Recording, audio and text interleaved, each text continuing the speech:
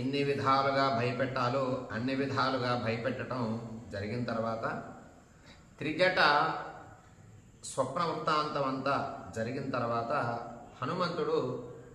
ఈ సంభాషణ అంతా కూడా చూస్తూ ఉన్నాడు. రావణాసురుడు రావటం, బెదిరించటం, అక్కడ ఉన్నటువంటి ఎందరో రాక్షసులు సీతాదేవిని బెదిరించటం, ఆ తర్వాత త్రిజట లేచి సీతాదేవిని బెదిరించటం, భయపెట్టడం,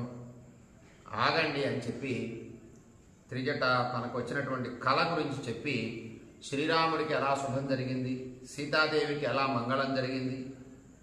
రావణాసురుడికి ఎలా ప్రమాదం సంభవించింది అనేటటువంటి విషయాలు కళ ద్వారా తాను చెప్పినటువంటి విషయాలన్నీ విన్న తర్వాత హనుమంతుడు ఆ వృక్షం పైన, శింశుపా వృక్షం పైన ఉండి మొత్తం కూడా చూడటం జరిగింది. ఇక ఎలా సీతాదేవితో మాట్లాడదామా అని ఆలోచిస్తూ ఉన్నట్టు